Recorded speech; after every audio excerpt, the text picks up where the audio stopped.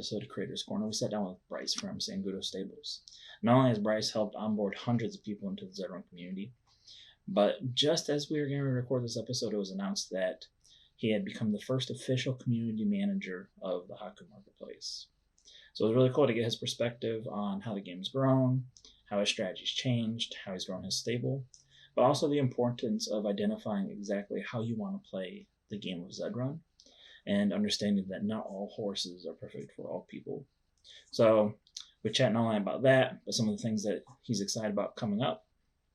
And it was a real pleasure to have him on the show for the first time. So hope you enjoy. All right, so we have Bryce here with us from Sangudo Stables. Appreciate you joining us. You bet, man. Glad to be here. Now, we haven't interacted a whole ton. I've seen you a lot in passing. I definitely heard a lot of people talk to you about being a good resource for new players. So what was your experience coming into Zed Run as somebody new? I came in back in May, right before one of the drops, which I ended up getting nothing in, just like every drop. But me and a couple buddies of mine decided to jump into this. I had come across it. I was in Top Shot for it, just buy a pack, sell a pack kind of thing, and came across this. And my one buddy, he's big into the ponies. His wife's a vet up in the Northwest at a racetrack. So he was pretty excited about it. So we'll throw a little bit of money at this and have fun. We threw in, it was something like 0.7 ETH at the time or something like that, and started looking into horses. And there was a noticeable lack of information out there for new players. And I mean, I took note of that. Eventually I did connect with East Coast Stables. So shout out to Joe there. And, I had made an offer on a horse that was on OpenSea at the time. I offered what they had asked for, and then they changed the amount. And Joe's like, "Well, take a look. I'll give you." It was a Z4 exclusive female. He's like, "Well, take a look. I got a handful of them here. If you want one, I'll give it to you at that." And he did. And at the time, it was underpriced. He cut me a deal. There's no doubt about it. So we bought the one horse. Learned with the one horse. Made a lot of mistakes with the one horse. And then, a couple months into it, I was starting to understand more and more. And then I was actually on vacation at a relatives of mine, and notification, your horse is sold. And I had it listed for almost double what I paid for it. So it's like, all right, I like that.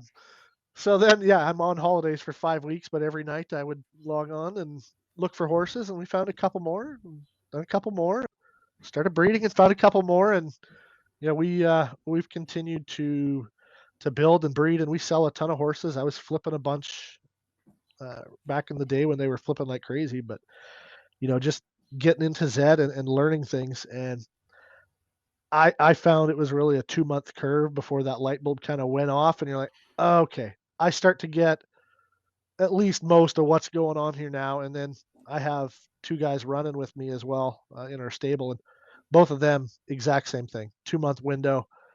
Oh, this all makes sense now. So, I try to make sure that going what I went through at the start, not having a lot of stuff easy to access out there. Like I said, I was lucky I did hook up with East Coast Stables, but trying to make sure that the information that Zed won't push out or doesn't push out is available to new players. So that's where I've spent most of my time the last 8 years, is in beginners, trying to help players get the resources in front of them. Now, when about was that you purchased your first horse? It was in May, Okay. right after whatever drop that was. Crazy Cora was a horse name, and so she was the first one. And there's like 68 or something in the stable now. My buddy said yesterday, so they've grown. Yeah. Now, so I started looking into Zed in April. Held out for the 2 drops, so I came in around the same time you did. It sounds like I didn't get my first horse until after the $1 million drop, though, because I wanted to see, if I did get a free horse, what would I do differently? Didn't get the free horse. Well, I did get the free horse, but then I got the second email that said, no, you didn't. I did get a free one in there. Nice.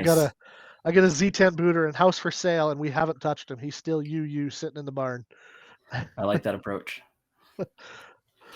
Now, so back then, I think the only new player resources was mainly Poseidon and Doofy. Yep. And then shortly after that, Centribus came onto the scene. But as far as like building how-to guides and stuff, that was really it. There wasn't even a whole lot on Know Your Horse yet. Hawku wasn't around yet, and a lot of the other tools weren't available yet. So it was a wasteland of no information anywhere. It was the Wild West.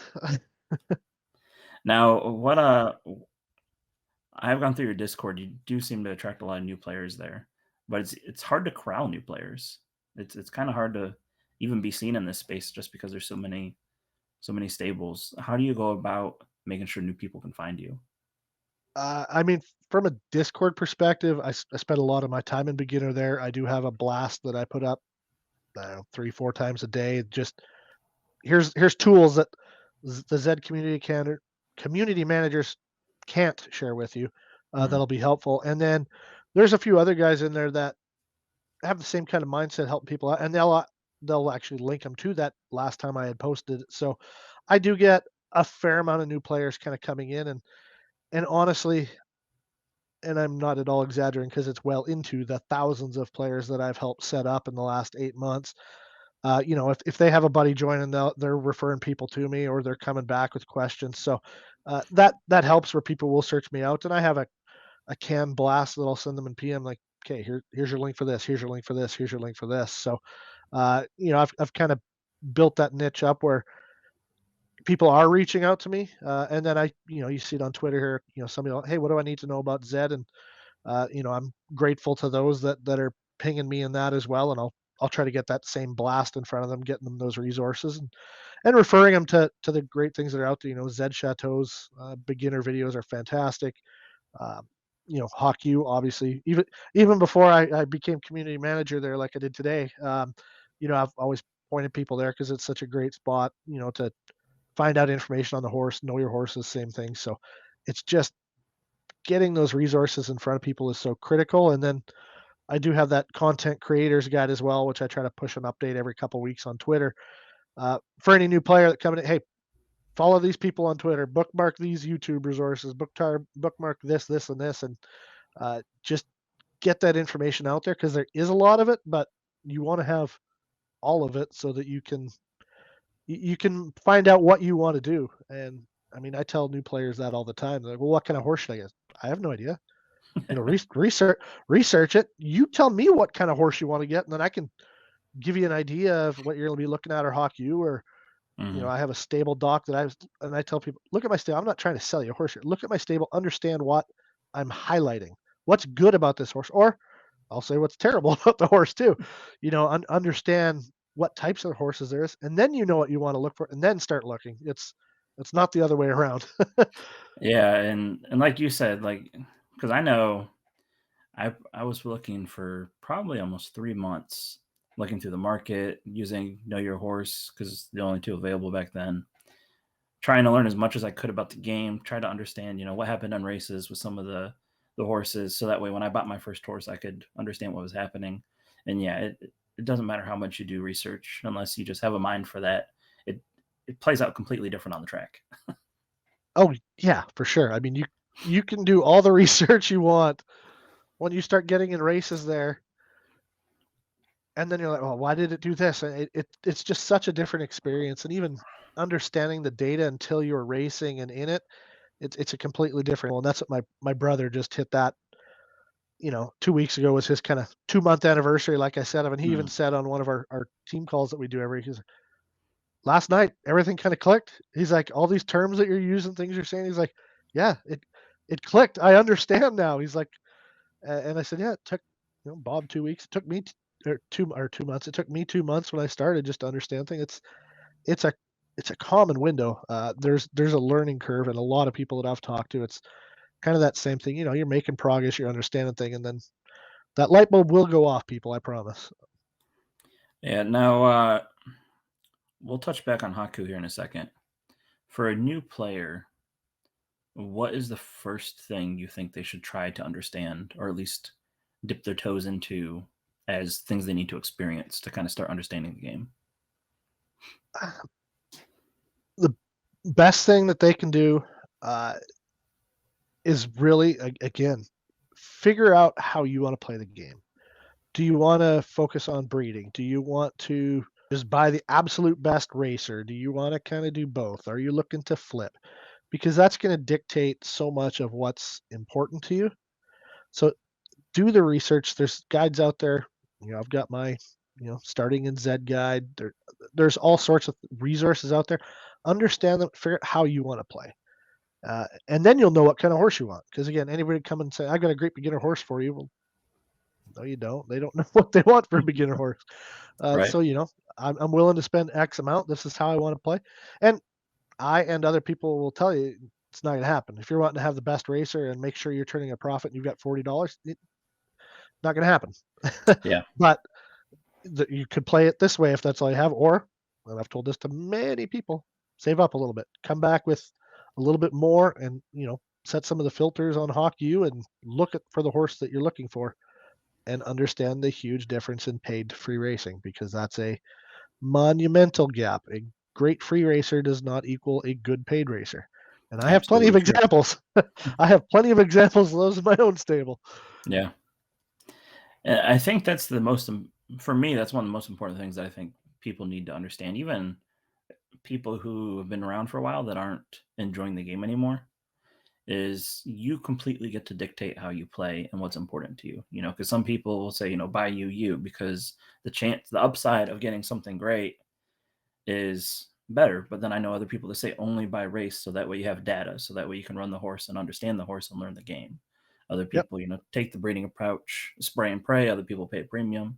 It's 100% what you enjoy doing. Like I hate day trading, so looking for undervalued assets, constantly trying to flip it back out, just stresses me out. So that's not the game I'm gonna play, and that just means I don't participate in that. I miss out on Yep. opportunities, but that's how I want to do it, right?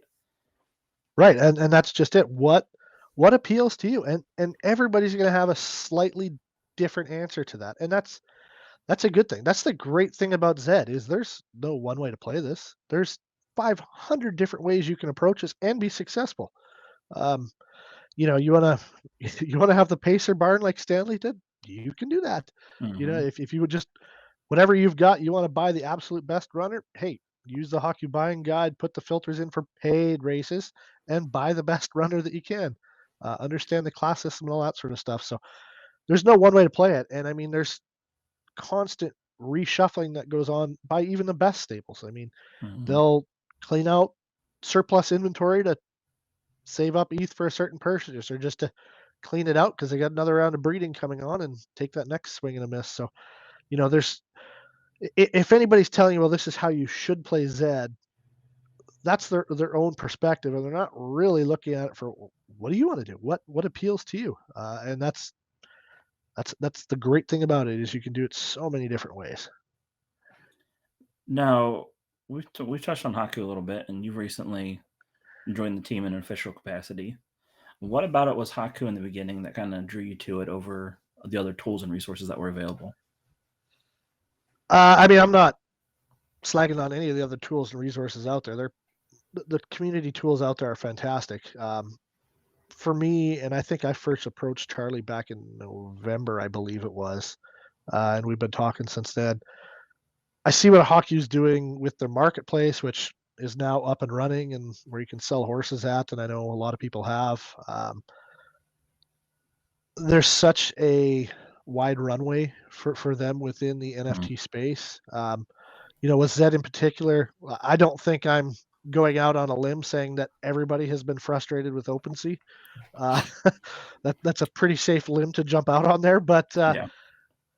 and we constantly see the issues there, and some things like networks being slow and blockchain, the Polygon network being slow, that's going to affect Hawku just as it would OpenSea. But I'm just a big believer in the tool, and I hate, especially helping set beginners up. So I found this horse on OpenSea. I'm like, well, that tells you absolutely nothing. So go to Hawku, go to know your horses, understand it. But now that you can go to Hawku, you can research a horse, hit the buy it now, boom, it's done, and it's a lot more seamless of a process than it ever was through OpenSea. Uh, you're going to see, in my opinion, you're going to see a lot smarter new players coming through because they're coming in and they're not, oh, well, it says only, we saw today in general, somebody came in and said, oh, there's only 0.001% of horses like this in the market. Well, that's because it's a Z2277 pacer. It's Yeah, it looks rare, but it's not rare. yeah.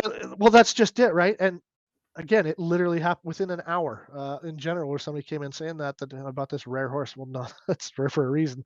Um, for new players to come in, if they can buy their first horse through Hawku, they're going to make better buys across the board. Yeah. We know the floor is going to quote unquote disappear here anyways with tokenomics and whatever that's going to look like here, but it's such a good tool for the Zed community and for other NFT communities as well as they look to branch out. But with Zed specifically, it's a game changer, honestly, for retention of new players, that they're coming in and not buying this junk horse and saying screw this, because I've seen that happen hundreds of times. Like I said, I bought this rare horse. It's a 277 pacer for $30. Well, more often than not, they're going to relist it for the floor and never come back, right? So I Yeah. think you're going to avoid that. But no, just and as far back as I can remember, I would ping Hawku and say, "Hey, what about this feature? What about this feature?" And they say, "Well, it's coming, or this is why we don't have it," which is great. So I'm super excited to join the team there and just help bring that awareness that the marketplace is open. It is working seamlessly. And hey, if you're watching this and need help set up to sell in there, hit me up. I'm out there. Now, what exactly do you do for the Haku team then? Just to kind of let everybody know. So I'm the community manager for them as the official role. So I'll be helping Okay. out on the Twitter side as well, in their Discord, in Zed's Discord. If people are having issues getting set up to sell, troubleshooting, things like that, hit me up. Happy to walk you through it. And then just again helping let people know that this alternative is out there. Um, and you saw today, maybe if you've seen, but it just came out here about an hour ago. The Zed Rundown came out, and they mentioned it in there that Hawku has a new marketplace as well. So I think it's the maturation of the game that they're looking to be more secure and more information to the buyers. So Mhm. like I said, if people have questions or they're having issues, they can reach out to me on Twitter. They can reach out to me on Discord. I'm pretty easy to find. Now, how do you balance, or at least how do you think about balance with running your own stable? Having your team that works on your stable, managing your own Discord server, and trying to maintain a profitable stable, keep growing your community and helping onboard all these new players, and now taking on something like a community manager role for a growing marketplace. So my Discord server, that's an easy one. I mean, that takes no time to upkeep. I've never, and I was very clear that I have no intent on this being a huge Discord server. It's Mm. for newer, smaller players to just have a little community, bounce ideas off of, throw stuff out there. So that's not a big thing. I mean, we had Amber took over as community manager as well, so she's helping run that because she's newer and super into it. Um, so that's not a huge concern.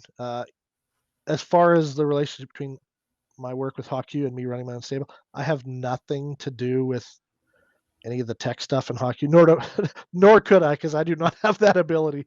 I'm just out there helping people troubleshoot where they can get access to be able to use it. Um, as far as maintaining the stable, like I said, I do have a couple guys that run horses for us there already. Uh, can't wait for renting. That'll be fantastic because uh, Yes. our horses keep growing, and we've strategically built out our calendar. We have a Google Calendar that we've got breeding literally every single day of the month. So, just staying on top of that. But and that's the good thing too with the role here. It enables me to keep playing Zed like I want to do, because that's important to me, and we have a blast. And I have no inner workings or knowledge or information of anything coming out ahead of time that would ever conflict with that. So that was important to me as well. Yeah. Yeah. For me, it was more about the time management side because I know for myself, like as a creator, I sometimes get bogged down with like, all right, well, if I want to run in this tournament and I want to run all my horses, I might have to spend 2 hours, every other day, either running horses up or running horses down to put them in position for the tournament that I really want to run in. And then on top of doing content stuff and trying to keep up with other people's content and stay an active community member, it just kind of gets Well, impossible sometimes. it, the, it really helps that I sleep only 4 to 5 hours a night. Yeah, as And Arnold would say, just sleep faster. yeah, and I mean, I mean, on a serious, on a personal note, I mean, I've ran sim sports leagues for 20 some years, cash sports Right. league, and we still do. We've got 6 different leagues off the top of my head. Now I've stepped back in those as my time commitments here have risen. But my wife is incredibly patient and used to this. She's had 20 years of training to know that yeah, I'm around, but I'm going to be at or on the computer a lot. That helps. I know, like I said, my brother's running horses for us now. That's an adjustment with his girlfriend. She's not used to that. Where mine is. So Yeah, from a time management standpoint, it's something to be aware of for sure. But I'm thankful that my situation makes it where it's not a big deal. cool. Now I know Haku's teased about potentially getting other projects, especially some play to earn games, on their website in the near future. What other projects are you involved in or excited about coming down the pipeline? I'm going to separate this answer from a hockey perspective. I know there's discussions, but I don't have No, that's any fine. information. Any information I can. You're not getting me gassed on the first day here. Uh, No, I don't want you to reveal anything you're not supposed to. from a personal perspective, I am helping out the Alpha Dogs group, Greyhound Racing NFT. They've got a mint date coming up March 20th here in the States, which is going to be awesome. I'm really excited about that project. It looks like a lot of fun. I am not on payroll there at the moment, so this is not an advertisement. Um, but no, it looks like a really awesome game. They have a lot of really good people on that team. They've been fortunate enough to let me sit in on some higher level meetings and provide feedback and commentary. So uh, yeah, I'm a believer in the project. I have no vested financial interest in it at this point. Not to say it might not happen in the future, but no, I think it's a really fun looking project. A lot of a lot of different than what I've seen executed in any other play to earn game. So I'm excited for that. That one's gonna be a lot of fun. There's a lot of different dynamics. Like I said, a really good team, a really good, fun, active Discord as well. It's not full of bots like all of them. They're pretty strict on their botting rules and even access into Discord. So what you kind of see is what you get there. But no, I'm really excited for that. I know there's a few other Greyhound ones in the works out there. Some look pretty shady in my opinion, but there's one out there that already had 2 failed mints. I'm not gonna, fool somebody once, shame on you. Fool them twice, or shame on them. Fool them twice, shame on you. I don't know what the third saying is, but hopefully that doesn't happen to a lot of people. Right. Yeah, I'm a gold jacket whitelister, so I'm excited for the project too. Oh yeah. Oh, I didn't realize that. That's awesome. Yep. Yeah, I think I was 31st into the Discord or something. Oh really? Right on. Yeah. Yeah. So you know what I'm talking about then. Yeah, I've been popping in and out. It's one of those trying to manage how to be an active community member and create my own community at the same time. Yeah, Uh, that's a balance for sure. I think one of the important things too that most people need to realize, especially in the NFT space as it grows, like it doesn't have to be so one sided. Like there's room for all these projects to win Yeah. and grow, and people have their favorites and people dabble in others. Because I've seen a lot of like sides being taken, and it's like, oh, well, this project or die, and it's like, no, there's room for both. Like Yeah. you No. watch football and basketball. Like you can't just pick one Exactly. sport. Well, and you think about that, and man, we are so early into this space. I mean, I know Yeah, there's new people that come in. Well, am I too late for this? Like, not even remotely close. I mean, you think about where this is. Just think about where these projects are at now, just compared to a year ago, just in the amount of people that know about it. And if you expand that exponentially, where same percentage increases, that's a crazy number just a year from now. Now, never mind 5 years from now. yeah, Uh, if these guys can come in and do things right, engage their community, communicate, which hasn't always been the strength of certain games, but if they can communicate effectively, the player base is going to continue to grow. You're going to get your diehard people that are going to drive content, drive people.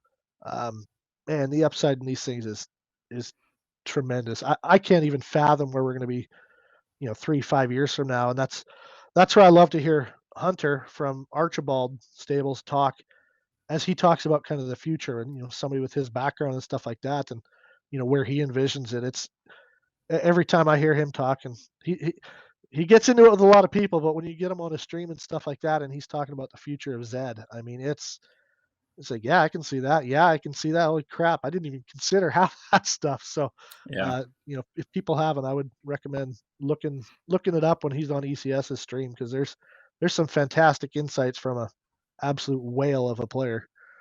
Well, I remember, like, I'm not a huge. I can analyze data, but I'm not good at putting it together because for some whatever reason I just ignored computers the majority of my life. Big mistake on my part. But like back when all the Genesis horses were supposed to be released, if they kept the breeding system the way it is, it was something like only 250,000 possible legendary horses could be bred a year with every single mare. And I think it was 138, because I know the exact thing you're talking yeah, about. yeah.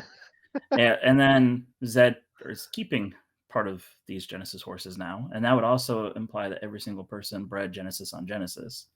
So I like to think that in an ecosystem of roughly 200,000 people, there wouldn't even be enough UUU legendaries to go around for everybody to get one. Like that makes Zed feel really big, really fast, and where we're at so small. It really Like does. imagine And going onto the marketplace and never being able to buy a UUU legendary.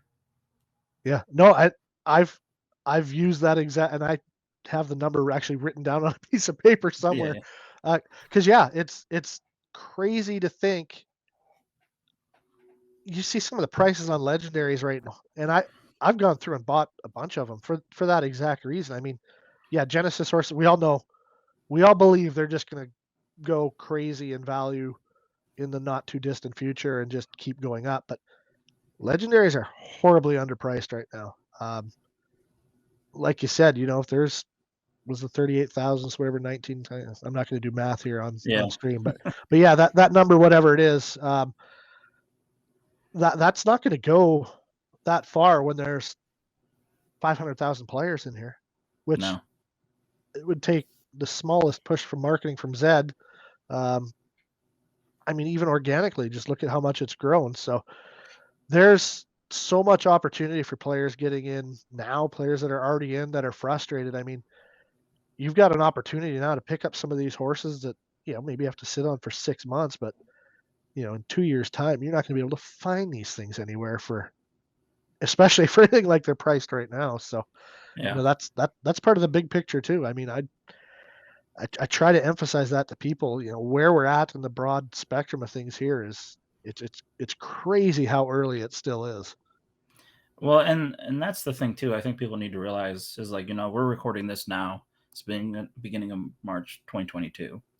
In 2 months, well, what's a good deal could change dramatically. Like I Yeah. remember, I bought it was a Z17 exclusive beater, and that was ecstatic for because of its race performance in that environment and its parents. And I paid 0.12 for it. Now a Z17 exclusive Buterin, that's that's dramatically overpriced unless it's an absolute monster, which she's not. But at the time, it was a great deal. Yep.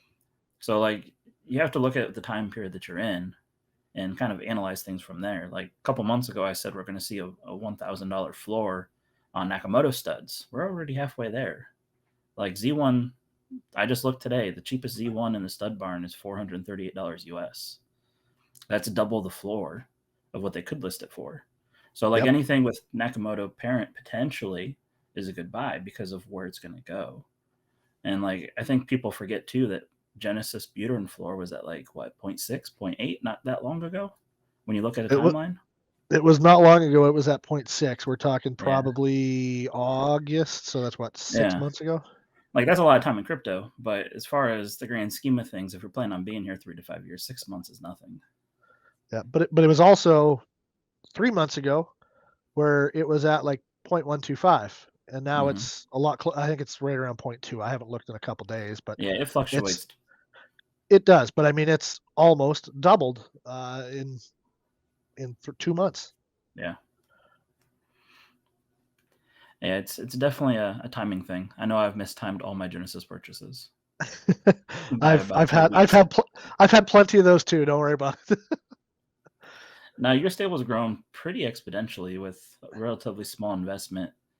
What do you focus on or look at when trying to move horses or trying to decide what to keep, and how do you not get stuck in the trap that a lot of us have, where it's breeding time and now we have no ETH left to breed the next round? Or how do you Well, think about these things? we've been fortunate, and if you follow me on Twitter, you've seen me ranting on this here. In my opinion, right now, the most undervalued horses outside of Genesis and are tournament racers that they're going to win. They're going to make most tournaments running in free races, but the key thing is they have a D class in a free as well, where you can just. I Mm-hmm. mean, that's what I've done the last 2 days here. We hit a pause on everything, and I apologize if the noise is getting loud in the background. The nephews are here. um, so we have some horses that we've bred ourselves or have found that throw these type of horses that have great. They'll be great sprinters and just awful marathoners, which is fantastic for making tournaments. And then yeah, we're shotgunning tournaments where we're having between 5 and 12 horses in every single tournament every day, and a win here, win there, podium here, podium there. It adds up. Again, we aren't a big sale. I don't have any class one horses. Reading Fiction touches it if I run him in the freeze nonstop, but and that's the Z4 Zabo Genesis we bought in January. That's our biggest horse, and we sold a whole pile of horses to get up to him. How do we sell the horses? If it's honestly, if it's a junker horse, I'll list it at or near the on OpenSea.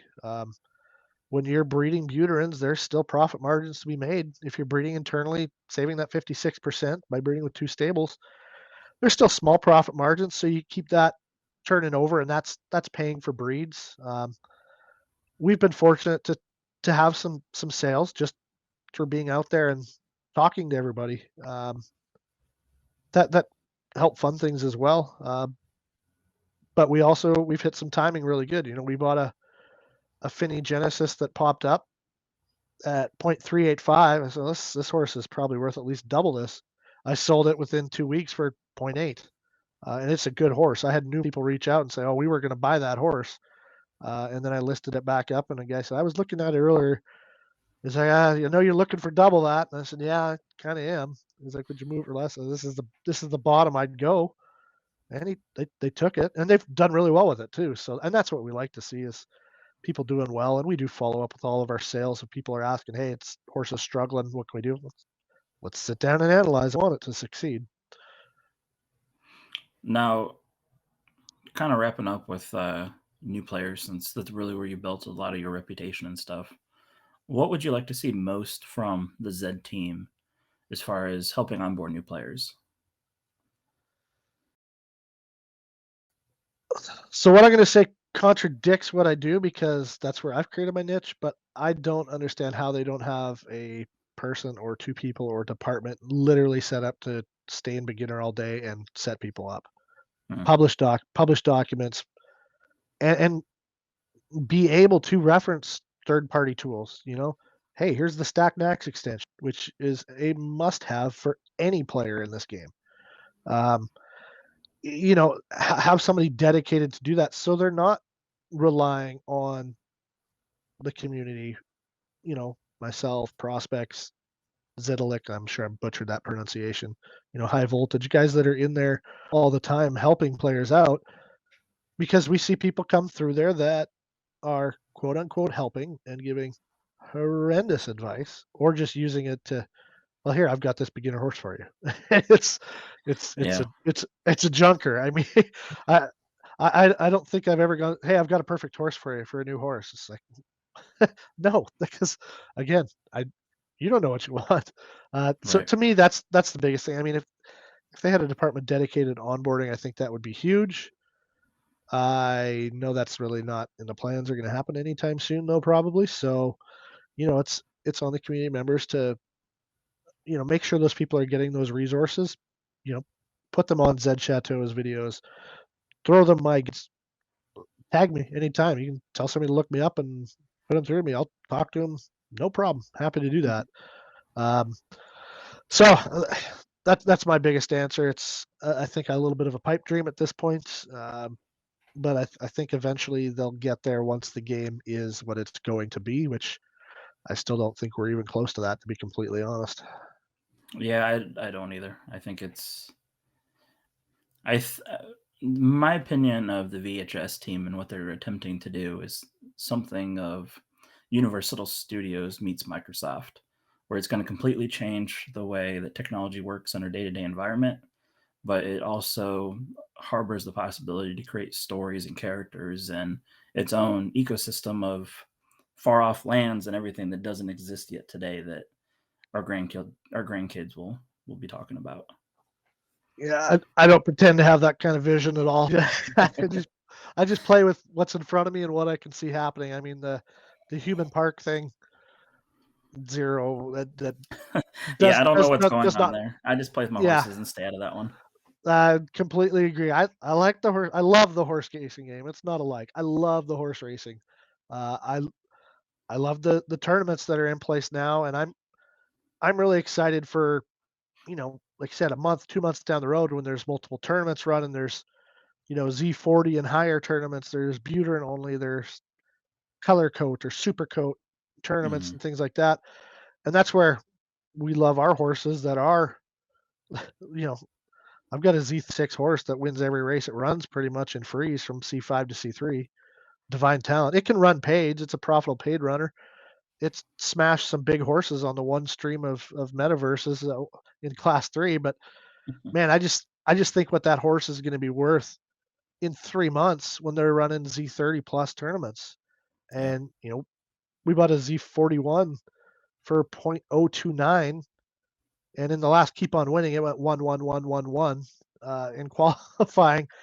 Again, it's one we haven't raced a ton at paid, but man, you get to in the future, and it's podiumed in the current tournament format as well. There, where okay, it's a Z40 plus tournament. Well, frick, we got one of the favorites for this thing, kind of thing. So, and Right. that's what people have to realize. Where this game is going. I think to me, the tea leaves at least say that it's going to be more focus on tournaments and variety of tournaments, uh, and that honestly makes it a lot easier entry level for any type of player to get in. Now, I'm not saying get rid of paid racing at all because that I think is essential as well, especially Yeah. for the big stables that are spending lots of money is on these big time horses. But you talk about broadening that customer base, and hey, they go in there with their Z50 and they win a couple tournaments, and all of a sudden they've got a couple ETH to spend on horses. If they just want it, it's not like they're going to take it and leave. They're going to freaking reinvest and you start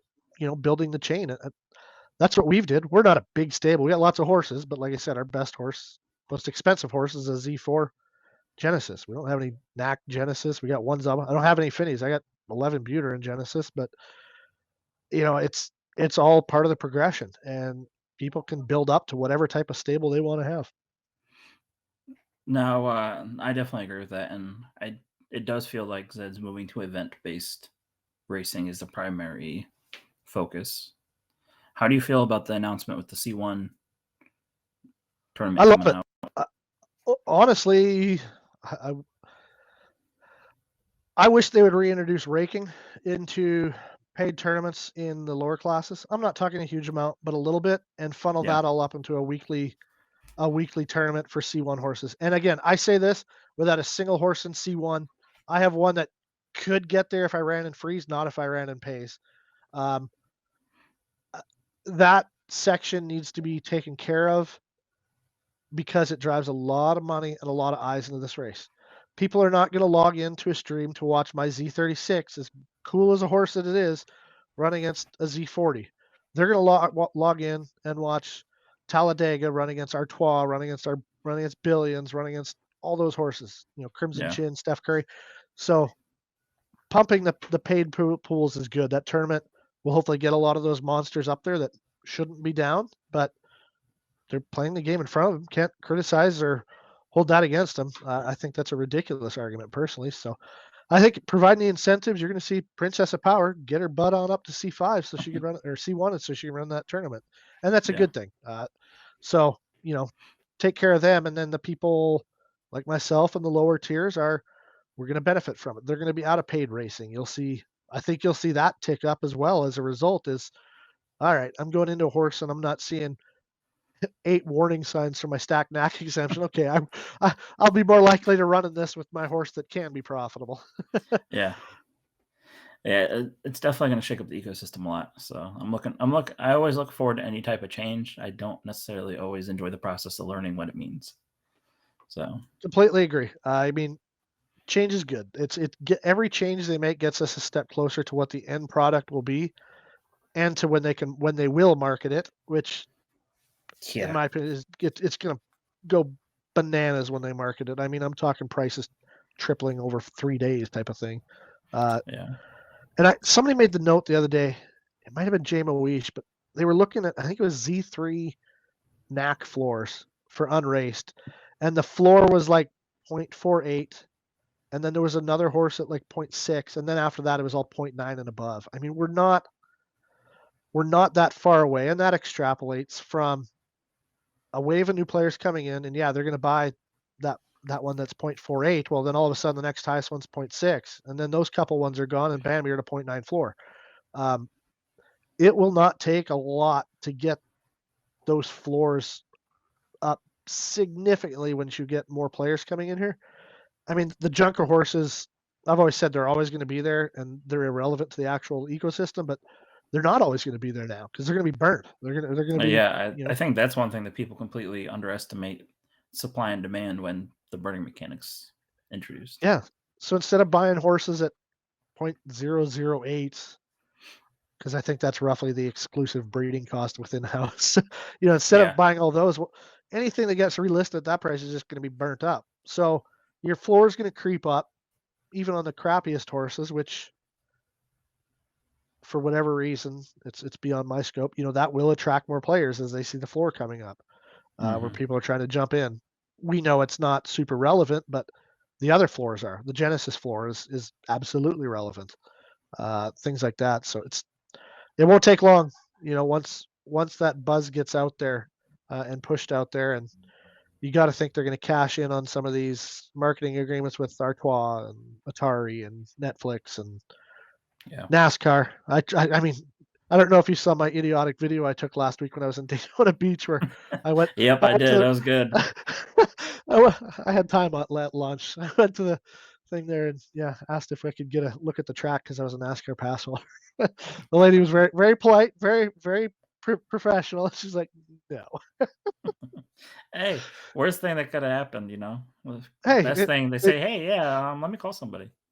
yeah, I was prepared to miss the next session if they told me I could go out there and take a look for sure. But Right. hey, just something stupid like that'll make people laugh. I'm always up for that. Well, I appreciate you coming on, Bryce, and it's been really good to get to know you a little bit and help share what you got going on. Sounds good, man. I appreciate it.